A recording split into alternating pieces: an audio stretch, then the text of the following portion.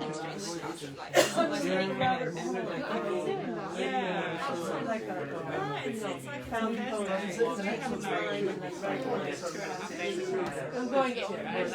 really into my poetry now. It's all I ever do. No, but I'm in a really nice workshop. And they just like, Yeah. Mommy's the first one I was thinking about doing some commercial years ago. Taking them in the train to the station. And they would just get like, Oh, really? Oh, yeah, we love it. Yeah, we love it. We're always laughing. I'd like to do a live thing again, but I'm looking for a musician. everything's good. Someone who has a very specific taste. You're not those people that As I speak, is this okay or am I breaking? I'll put it back on later. Welcome everyone. Thank you for coming to our first event at Imaike Library Club. We hope this will be the first of many. And today we're fortunate to have Ian Maloney talk to us about his latest work in a minute, which we will introduce him.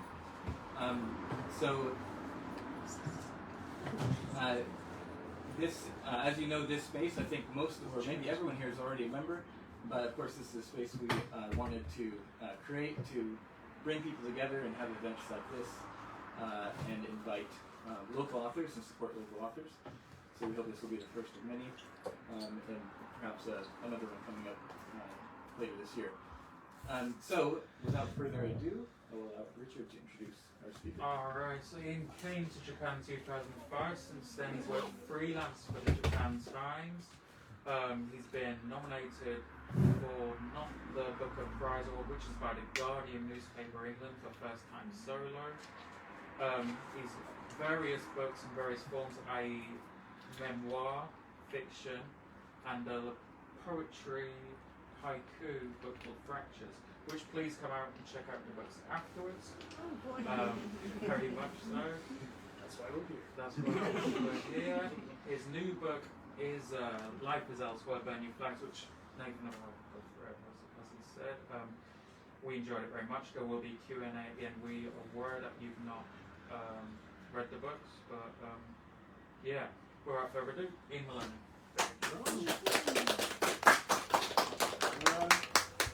Yeah, we'll have Q&A at the end. Don't feel you have to do Qs, alright? This is not a class, there's not definite questions. Yeah. I hope I'm okay without the mask, because otherwise I have to really shout. Thank you all for coming. Thank you so much. It's lovely to see human beings on a little screen. Yeah, it's been great. This is my first sort of public in-person event in more than a year. And strangely, I worked it today. This is the first time I've ever done like a proper book event in Nagoya. Even though, as Rich said, I've been here since 2005. So thank you for coming. Thank you for helping me actually do this. And thanks to Nathan and Rich for this space. Absolutely. Nagoya has needed this for a while, so thank you for doing that. Today is going to be very, very simple. I'm going to tell you a little bit about my new book, Life is Elsewhere, Burn Your Flags. I'll read you little bits from it. If you have questions, I will attempt to answer them. And hopefully I can sell you a copy or two of the books. If you do have any questions at any point, feel free to interrupt me. Most of you know me well enough to know that I will just keep talking until somebody stops me. So feel free to stop at any time. Couple of small warning things in advance. The book is about, not fully about, but some of it is about lockdown, about corona, things like that. So there is bits in it about death, about illness, and things like that. So sort of trigger warning there. There's also a liberal helping of swear words in it. So when I'm reading, I may swear. So apologies in advance. Emily, you're fine. More worried about the child. So yeah. Let's begin, I guess.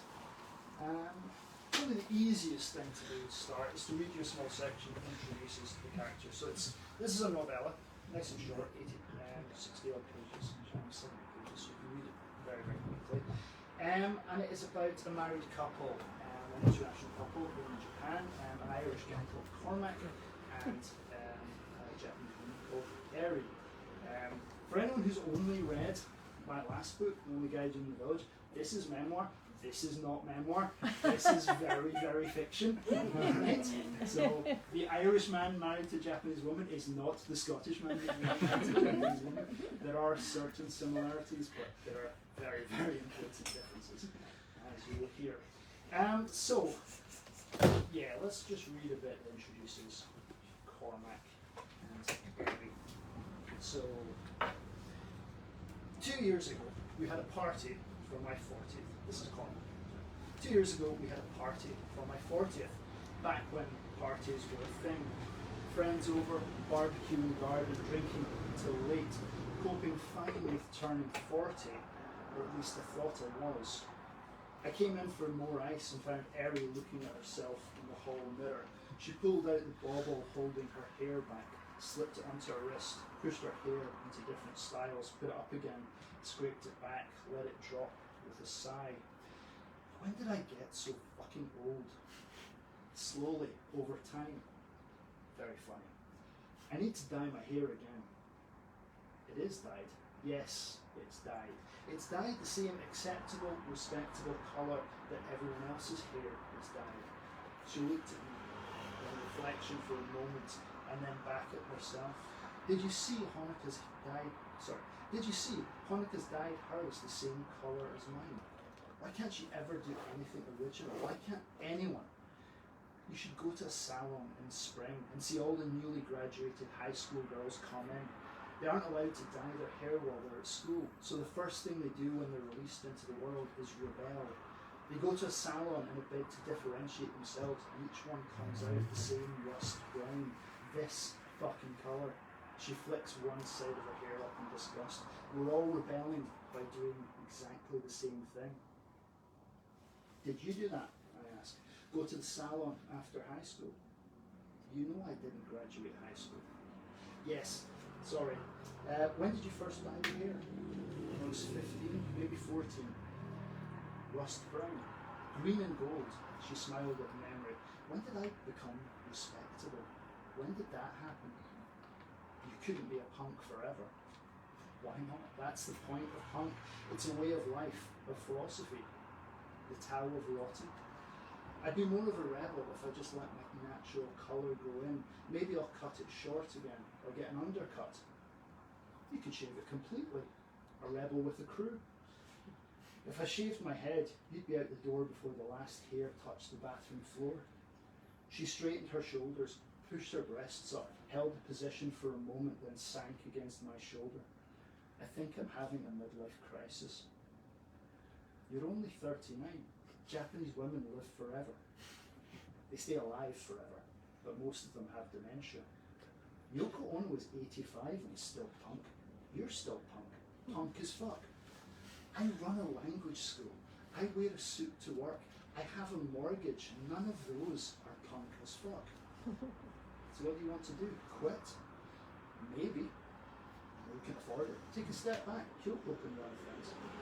I'll think about it. Did you see on the news that an elderly woman with dementia walked in front of a train? We have a long way from walking in front of trains. I first met Eri in a music venue, a live house called Club Rock and Roll. A friend of mine played drums in Oblivion, a short-lived grunge band. Grunge was long dead, but this four-piece didn't give a fuck, which suited me fine. The world would be a much better place today if the 90s had never ended. There were 3 other bands in the bill, 2 local, 1 flew from Osaka. I don't remember much about them because I spent most of the evening sitting at the bar chatting with the barmaid, Eri. She was something back then. Her hair was silver, this extraterrestrial 70s science fiction silver, centre parted in a bob that stopped at the bottom of her ears, sharp-edged like it had been razored. It was undercut on either side, shaved parts flashing when she swung her head to locate a bottle opener or a knife for the lemons. I drank Heineken after Heineken, trying to keep her attention on what I thought, can after can, was increasingly fluent Japanese. My friend's band was on last. And when I heard their opening tape, I jumped up from the bar, knocking over the pyramid of cans I built next to me, and dived into the 8-person mosh pit. Afterwards, sweaty, ears ringing, high on the band, the set, just the experience of live music, I asked for her phone number and got shot down. The band invited me out with them and a crowd of others to keep drinking. We went to an izakaya and stocked up on fried chicken to soak up the booze, then on to karaoke. I was doing the Pixies' Where Is My Mind when someone started joining in on the oohs from Eddie. She'd finished work and caught up with the band. She was friends with Oblivion's lead guitarist, Aska, who also worked in club rock and roll. Many drinks, many songs. Somehow we ended up in Surumai Park as the sun came up. 4 of us, then 3. Finally just me and her. Cans of coffee as the world went to work around us. So, that is Cormac.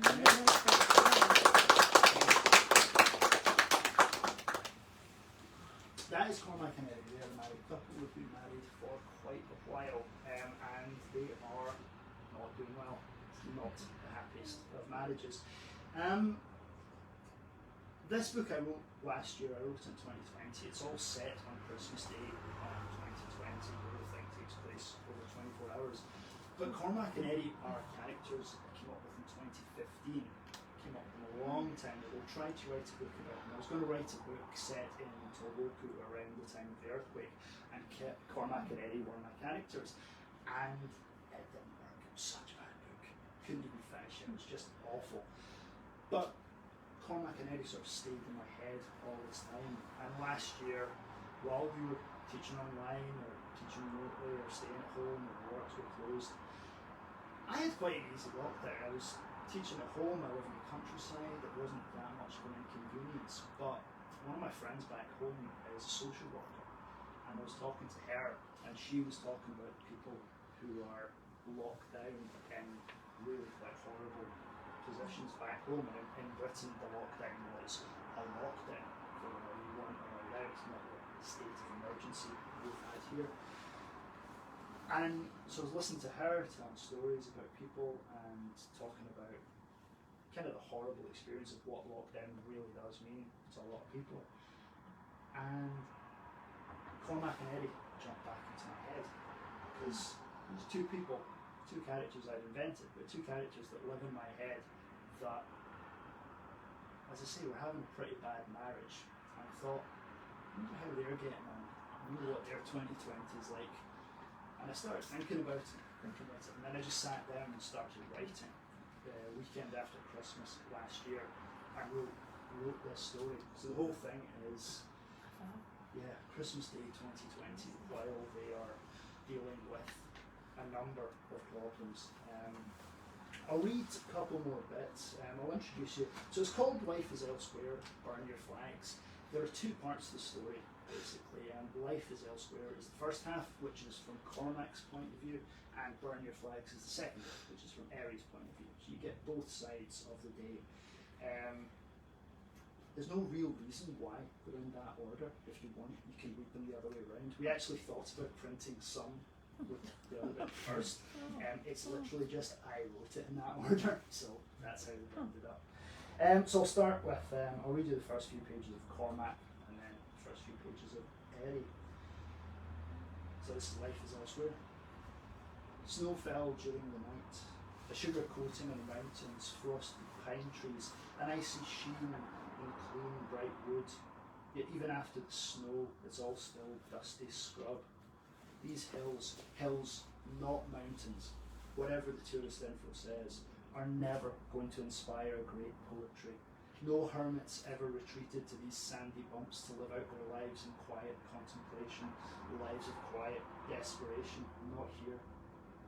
These aren't Mishima Mountains, where you can imagine the ill-fated, world-rejected hero of Mishima Yukio's story coming to end it all, muscled torso exposed to the morning sun, a sharp blade, a meaningful blade, historical steel, cleansed and waiting, a suitable death poem on his lips, a romantic death, a meaningful death, a beautiful death. You don't get beautiful deaths anymore, not in 2020. You get deaths behind closed doors, death behind plastic sheeting and infection controls, death by statistics, death by policy. The plague times, the end of days, no beautiful deaths, alone in an isolation room, a voice through an intercom. We built hospitals so we could keep death from our doors, clean, tidy. Elsewhere, life is elsewhere, I am elsewhere, but this year death is everywhere. Death is here.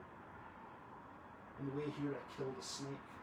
I saw it too late, a hose pipe stretched across the single track road just round the hairpin bend. Our wheels went over it before I had time to register what I was seeing. Not even a dump like in the movies. The sound of machinery rolling over life, the jolt inside the car. Expensive suspension, thick tyres, a smooth ride. A Shima heady, harmless but powerful, long. The head was moving, its back broke and flattened into the tarmac. I didn't know what to do, so I left it. Another ugly death, alone and broken. Why did the snake cross the road? To get to the other side. Shouldn't go outside. Death is coming round every corner, silent. I checked my phone, nothing. They said I'd get the results today. She'll call herself, Dr. Engel, to deliver the news, good news, bad news. Either way, there will be news today. April 18, 1930, there was no news on the BBC. Here's some music instead. Music while you wait for the news. I looked on Wikipedia once about April 18, 1930. A typhoon made landfall in the Philippines, but that wasn't newsworthy in Britain then. Or maybe they didn't know. The news wasn't news then, it was always already yesterday's news. Yesterday in the Philippines, a typhoon made landfall. We'll tell you how many died tomorrow. Now here's some music. There's a website that tracks the cases, the deaths. 1 page, 2 counters, scrolling round, scrolling up and up and up. News in an instant, up and up. I don't usually climb in silence, but I can't think of any sounds I want to hear. Nothing fits the mood but silence. The crump of my boots on the rocky path, the screech of those birds wintering here, noisy, brightly coloured. There was one other car in the car park, a white K truck, a tiny pickup, almost like a toy. Some old guy fishing, his camping stove and frying pan, a 1-cup sake, and the den of family safely out of earshot. No one else on the paths. I have to keep reminding myself that it's Christmas Day. So that's the start of Cormac. So Christmas morning, Cormac wakes up, and because it's Christmas in Japan and they don't have kids, nothing happening, he goes hiking, and he's waiting to hear the results of the test. No spoilers, not going to tell you what happens. So Cormac's story sort of takes place up in the mountains north of Nagoya while he's pondering his future, which he may or may not have. Eri, on the other hand, is at home. At that exact point, she's fast asleep. Her story starts the night before, on Christmas Eve. Because it's me here reading, Eri has the exact same voice and accent as Cormac. I'm not going to pretend to do the voice of a 39-year-old Japanese woman, so you'll have to imagine. That's actually the first time I've got through Cormac's story without accidentally slipping into an Irish accent. I've been practicing, because that would not be good. So, this is the start of part 2, Burning Flags. This is Eri's beginning. I pour myself a glass of our homemade plum wine, top it up with tonic water, a handful of ice. The house creaks along with the ice. It's about 20 years old, younger than I am, older than I am, depending on which me we're talking about. Eri Kennedy, Eri Kanehara, the one before that. I creak too when I move. When I wake in the morning, still on my side of the bed, even though he's not there. My legs are so stiff, like I ran a marathon the day before, climbed on Take. Is it age? Bad health, something I've done to myself, living too fast for too many years. This house and I, both of us are creaking and groaning. One day we'll fall down, nothing but rubble and dust. It's Christmas Eve and Cormac is out. The place feels empty when he's not here, which I hate to admit it does. He fills a room, fills a house. The smell of him, the sound of him doing the dishes, tutting and sighing at something I've left half done. His music, his TV shows, always his choices. When he's not here, he's still here. A negative and unavoidable wrong. When he's not here because he's deliberately being not here. When he's making a point of being elsewhere. At the start of lockdown, he was optimistic, kept the bar open, then it sunk in. He closed up, used up the perishable stock, and suddenly he was home every day, here, under my feet, in my face. We both had work to fill the silence, and now he has no work to do. I have no work to go to. I understand it now.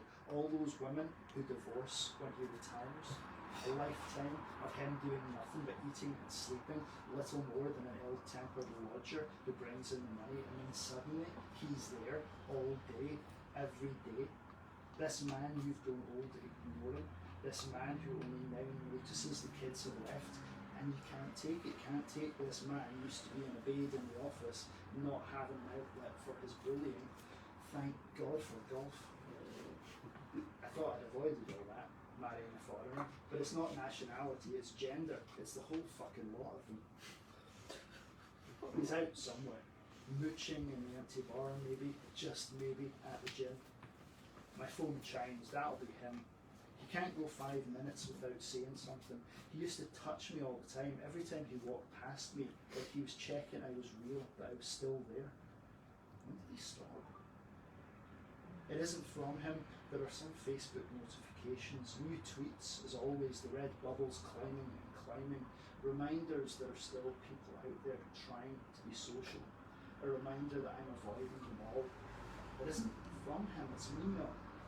When I see the name, I nearly drop my phone. Kat Higueros Hayashida. My finger hovers over her name. I thought I saw her, Manako.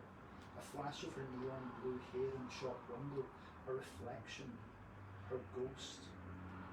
Tiny Izakaya bars and ramen restaurants, faded neon, false noise, that smile, the laughter on his brow, a glimmer in those hazel eyes. Two women with new hair out in town. In my head, I'm still young, still a teenager. The woman in the window is old enough to have adult kids. A ripple in the background, something electric flashes by. The ghosts are out tonight. Dear Ellie, you are Ellie now, aren't you? This is you, isn't it? Your photo is on the website of your language school. I know it's you. How are you? I'm in Berlin now, doing session work mostly. I hope you're surviving these awful times. Sorry to get in touch out of the blue, but something's happened you should know about. As you know, next year will be the 25th anniversary.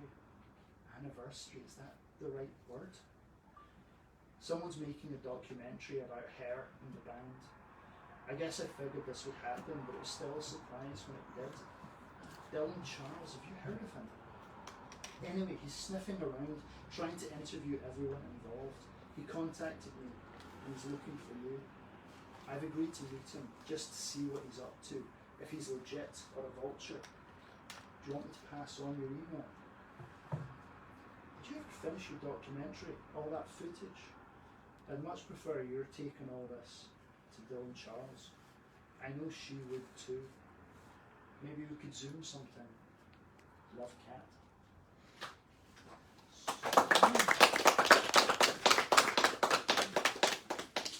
So that's the start of both of them. Basically, yeah, Cormac is worried about his future, he's worried about their future, will the marriage last, will his health continue, what's going to happen. He runs a bar in Nagoya, which, you know, is not the best of jobs during the corona times. Eri, however, is more worried about the past. She's got lots of secrets from the past that are coming back in the form of emails and like they're trying to make a documentary. Work out what I can tell you without spoiling things. Yeah, so when Eri was a teenager, She ran away to Tokyo and gets involved in sort of the late 80s, early 90s punk scene in Tokyo, and starts filming stuff on good old fashioned video cameras. Her plan had been to make a documentary, but then things get derailed. So that is her story. Time is it? Perfect. Yeah, I'm going to read you one more little bit, and then we can call that done. Yeah, let's go there. So yeah, Eri, as I say, ran off to Tokyo. She's a teenager, lives. Yeah, I'll just rather than explain it, I will just read it. So this is another part of Eri's story. In 1989, the streets of Koenji were paved with vomit, or at least the street outside the club was. Some of it mine. I was 15 and had been in Tokyo for about 2 months, but still hadn't learned to keep the drinking pills and the powder in my stomach. Everyone has to learn to drink somewhere, and I learned there. I was living with Takeshi and the rest of the band in a tiny apartment in Shimokubo, Koreatown. But we really lived in the live houses of the city. Dirty, dingy, dark music venues, shithole dives with sticky carpets and graffitied walls. A gig every night. Takeshi played guitar in 3 bands, bass in a 4th, and sometimes sang with a 5th. That night, the night I met Manako, was a single release party. A split 7-inch, 1-song piece from Takeshi's band, NZF, and Burn Your Flags. There were 4 bands on the bill, Burn Your Flags on 3rd, NZF headlining. It was during the 2nd band set, I forget the name, that I redecorated the pavement. Burn Your Flags were outside drinking cheap shochu from the convenience store and passing a joint back and forth. I wiped my mouth on my sleeve and reached a hand for the bottle, washed my mouth out and spat. Burn Your Flags, a 4-piece. That's a heckle I've never had. Burn Your Flags, a 4-piece. Had only been together a few months, but they were already making moves. NZF's drummer, Shogo, played with them. The bass player, Sachi, I recognised from the scene, but the other 2 I didn't know. The guitarist I'd soon find out was a foreigner, a Chilean called Kat Higueros. Black hair with blonde roots, streaks of red and blue through it, tattoos, a pierced tongue. The other was the singer, Manako. Small, her hair cut short and spiked, dyed electric blue, eyebrow and nose rings, dark around her eyes.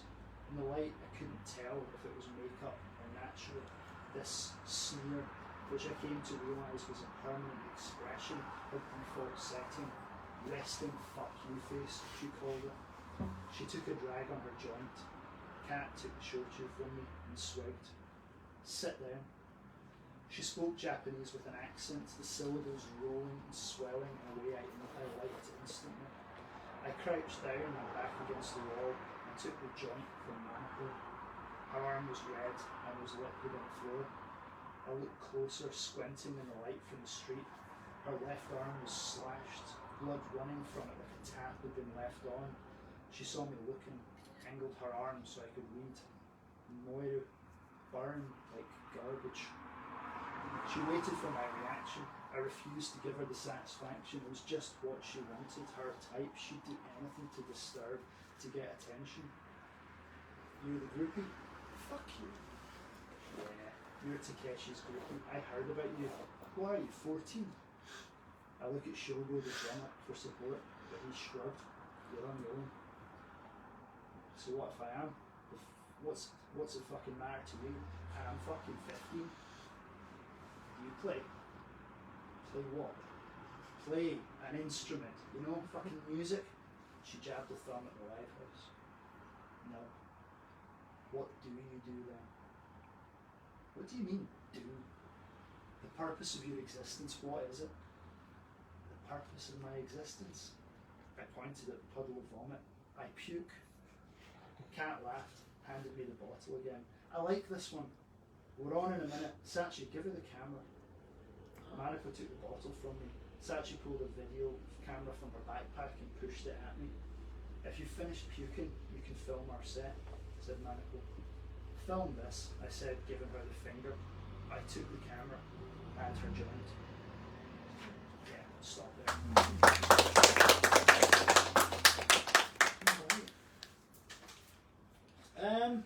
Yeah, I think that's enough of that. So hopefully give you an idea of the book, of what it's about, of both characters, without any spoilers. Yeah. I was going to ask them all about the story.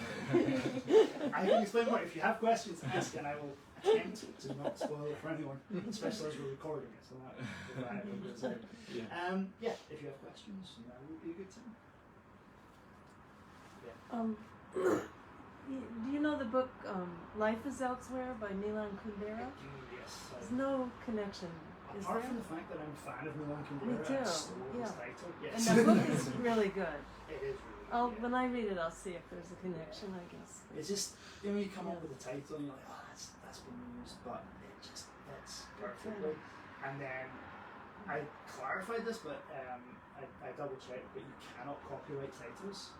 So, yeah, it's a great thing. You can copyright a lot, you can't copyright a title. So one day I'm going to try and prove that and call the book Lights Up and 4 just to see what happens. But yeah, I'm having that. Yeah. And added the burger flex just so there's no confusion.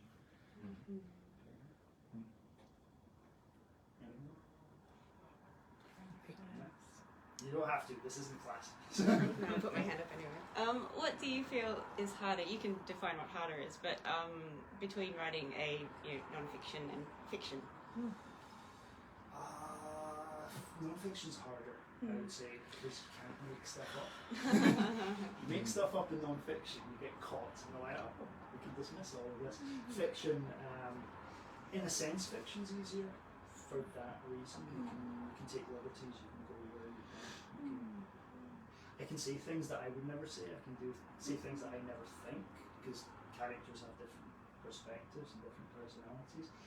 That said, with fiction you have to make up a lot more. You have to invent worlds, you have to invent people. Writing only Gaijin, they're real people. All I had to do was change the names. It's all there. So yeah, both are hard, both have easier points. But yeah, I prefer writing fiction. Freedom. I'm trying to write a science fiction novel just now, and that's kind of the ultimate freedom, because I don't even have to care that much about physics. Just make up everything I want, invent entire new worlds and civilizations. So that's real fun. I like swinging back and forth between them. Kind of related to that. Oh, sorry. Kind of just related to that point. I guess it's like, I think there was a quote in the book from Mishima. The line between the life of an author and his work is literally paper thin. I think at one point you quoted that. I thought that was fascinating. So even though, as Emily was saying, it's fiction, but things are based on real experiences or amalgamated experiences. And I also wonder how, if something is completely made up, is it even possible to, do research, if it's not a lived experience, to really understand a certain situation from another person's perspective? I always find that really difficult. It is difficult, and it should be difficult. It should be difficult. There's that whole issue around about appropriation and who should write whose stories and stuff like that. Right. It's a difficult issue. I think writers, all artists, whether it's literature or whatever, need to have the freedom to be able to explore things. If I only write stories about a 41-year-old Scottish man who lives in Nagoya, it gets boring really quickly. At the same time, I can't just go, today I'm going to write a book about the experience of an African-American slave in the 1870s or 1770s or whatever. I can't just do that on a whim. Right. You need to respect the story, respect the subject matter, do the appropriate research, and there are lines, but they're different for each person, depending on the circumstances. Everything ultimately that I write has to be filtered through me. It comes from my experiences, it comes from my emotions, it comes from... It could be, even if it's me writing the exact opposite of something I've experienced or something I've thought, it's still a reaction to my own position. It's still me saying, right, this is what I think, and here's the opposite of that, and going from there. So it's never I could never write anything the way you would write something. That's impossible.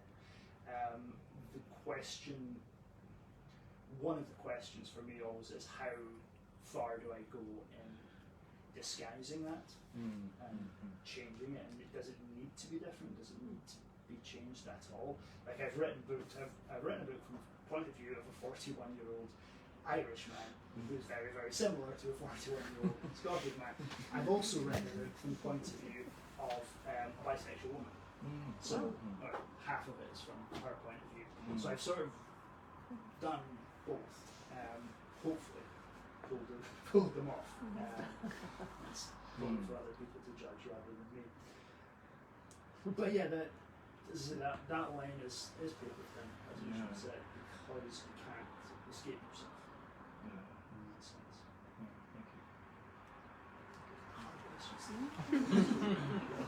I know you're sitting on a very good manuscript about a pilgrimage to Seattle. Is anything happening with that? You sending it out. Yeah, those are the publishers' agents. Very good. Thank you. Very good manuscript about the pilgrims to Seattle. So, I don't know if this will spoil anything, but you wrote this during the pandemic, and you said the narrative, the backdrop is the pandemic as well. So, how does the pandemic play into their relationship? It's sort of the pressures. So their marriage is not working and hasn't been working for some time, but they're managing to disguise that by just both working full time and rarely seeing each other. They sort of pass each other at home, pass each other in the night. When they do spend time together, like that party in the first bit I read, they're surrounded by other people. They're rarely ever together, just the two of them. And then he runs a bar, so that's closed once Corona starts. She runs a language school, so that goes mostly online. So they're both at home together all the time, and that pressure exposes all the things that they've been hiding and struggling with. As I said, Cormac's got a health thing. It's not Corona; it's a whole different thing. But it's more that pressure of what happens when people who've been avoiding each other are thrown into the same space by something like that. Yeah, no spoilers. Yeah, actually, my question's connected to that.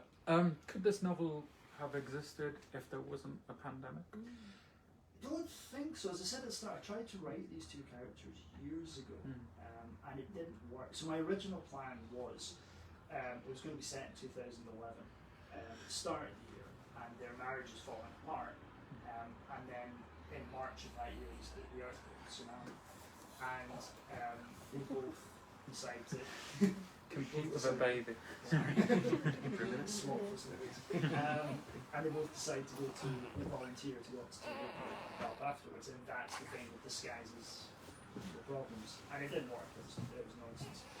Partly because I didn't cross to a local experience of that, and it was hard to do that story without appropriating other people's experiences, so it just all fell apart. And that was 2015, so sort of, I didn't forget about them, but I didn't try to write them. They just, the circumstances my friends telling me about, the sort of horrific conditions some people were surviving in,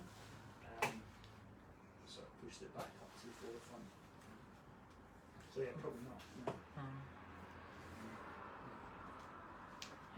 Had you ever lived in Tokyo, where it's set? No. I've never moved to Nagoya. I've been sort of rural ever since I came here. No, I chose Tokyo in part just because it had quite cool music scenes around that time. But there's a book by a guy called Ian Martin called Quit the Band, which is a non-fiction book about the Tokyo music scene and the history of that. So I read that anyway. I'm interested in that kind of thing. Got a lot of ideas from that, and then got in touch with him to fact check a bunch of things on that. So yeah, that's kind of why it's there. And also because people who know nothing about Japan will read it and go, oh, Tokyo. I suppose.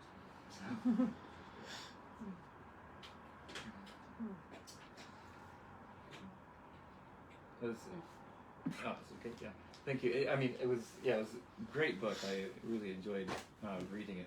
It was lovely.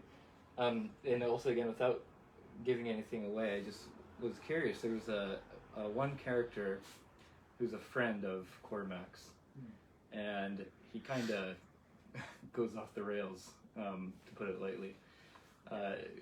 Gets delusional and experiences kind of mental health breakdown. And I wonder, this was in part, I suppose, because of the isolation put on by COVID, but he had problems before this. Yeah. And it made me think, living in Japan, I guess we kind of naturally experience a bit more isolation here than we might in our home country. And I wonder how much is sort of due to that default position being a bit more isolated to begin with, and this friend sort of sliding off the rails when the pandemic hit. Versus, no, I mean that story in that book, it sort of takes place before the pandemic hits. That stuff with his friend, that's more. So a lot of this, as Eri says, is it's a midlife crisis thing. They're both, she's 39, he's 41. It's that whole stock take at that point. They're both thinking about their past and their future. And that story is Cormac thinking back to his past. And there's a point where you kind of have to grow up, in a sense. And some people do it earlier, some people do it later, some never do it, some already start. A friend back home, I swear to God, he was born at 55 years old. Came to university at 18 wearing tweeds. I love the guy, but. And that guy, that character, Mike, is very much somebody who never grew up. He was like, yeah, I can still behave how I was when I was 22, 21, and do that. And sort of a balance to Cormac and to Eri, who's wishes she could go back to that part of her life. That was a good part of her life, which is less happy now. Isolation out here. I don't know. I mean, I guess. Do you think something could have saved this character from that slide? No. That's I'm trying to avoid spoilers and also trying to give away where that tissue thin boundary between reality and fiction is, without getting myself sued at some point. I mean that character's based on the experiences I've had with people I know, not just one person. But there's a Robert M. Percy quote that always comes back to me from Zen and the Art of Motorcycle Maintenance, that the only Zen you find in a mountain is the Zen you bring there. The only problems you find in Japan are problems you bring to Japan as a foreigner. And Mike is very much somebody who took problems with him and they flourished here, and then he should have to deal with them. Japan's not always a great place if you've got mental health issues or drug issues, particularly. Drug addiction is not treated here, it's jailed here. So.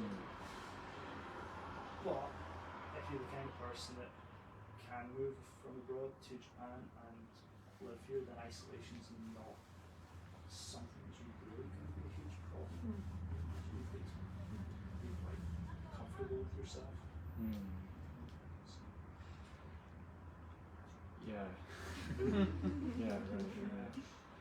Yeah, it's tough. I remember before I got married here in Japan, I had whenever I would say family, I would think about my parents back home and my brothers and then after getting married and whether you have kids or not, but one day I used the word family, I realized, wait, the meaning shifted. It no longer refers to the people back home. The default is sort of things I've created here. So I suppose that's one way. I don't know. Yeah, it's something a lot of people I think struggle with, but it's an important subject, I think. Yeah, people do. There's always that point where you have to, with people who've moved here, where you have to decide, right, am I staying here forever now, or am I going home now? One of my good friends just made that decision, and it is hard. Yeah, I had the same experience, but it was when somebody said, the question, how many is your family? I was like, it's two. It's two. It's not which family? Yeah. What the numbers changed.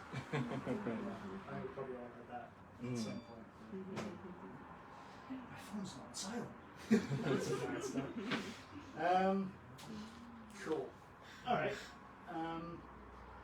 Let's call that. You go on. Yeah, I'll just ask one more question about marriage. So, Not a marriage.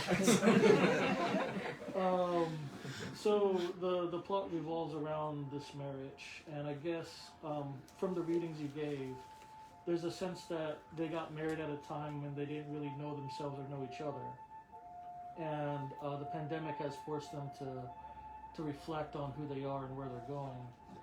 So, I guess my question is, do you feel we don't not necessarily need, but events like the pandemic, are they kind of a necessary part of reflection? Like, we need to go through these trials to really stop and think about what we're doing. I wouldn't say they're necessary, because that implies that we should have them every once in a while, which is not great. For a lot of people, the pandemic has provided space where, because there's nothing else to do in a sense, they have had to reflect. People have lost people. People have, lose family members that you can't say goodbye to, particularly if you're living here and people are dying at home, things like that. So it does engender that. The interesting thing for me, and kind of to go back to your earlier question about how the pandemic fits in, is that all of these things are sort of coming to bear. It's not just the pandemic that creates this. The problems are already there. There's also the fact that they're having this kind of midlife moment. There's the fact that Eri is sort of hiding who she really is. She's got this past that has been kept secret. She says at the start, in one bits I read out, she's changed her name a couple of times. So all of that is sort of feeding into itself, and then the pandemic comes along. It's like the spark that lights it all. I mean, if you're looking for a silver lining, then I hope some people have used the time well for that. Is it necessary? Well, I guess if we don't take these opportunities to reflect, would the marriage have gone on the way it had always gone on, or would they have reached this point later on? I couldn't possibly answer that. You'll have to read it to find out. Alternative timelines. But I will say that That's a sequel. Yes. It's like short. If for people who've read any of my books, I don't really do endings. I don't do closure. There's no kind of, and they all live happily ever after. The end, it sort of usually just stops. So you can find out. Cool. All right. Thank you very much. If you're interested in buying books, there's price lists dotted around, because I have copies of basically everything here. There are some bundles if you want to buy a few. If you only want to buy the new one, it is 1,000 yen, so we don't have to worry about change. If you want it vandalized, I'm quite happy to do that. If you don't want to buy one today and think about it, you can buy them from other places, but Amazon's having problems with distribution, so if you want to order it on Amazon, it'll take a while. The corona's messed up all the distribution things. And just by the way, if you order from Amazon, Jeff Bezos already has way too much money, and I don't. And if you buy it from me, I'll get all of the money, or half the money, because I'm probably sure I'll get half. If you buy it from Jeff Bezos, I'll get about 70 yen. So, and you get it signed from them. So that's worth it there. Thank you everyone for coming today. Really appreciate it. I think afterward some of us might go to dinner or something, so if you stick around and we can chat about that, some of you are into that. Of course, the free event, I do have a donation box I'll stick at the door, and just to tug on the heartstrings, I had my daughter draw a little picture, but I will just stick it there, but of course nothing's obligated. Thank you again everyone for coming, and hope to see you again soon.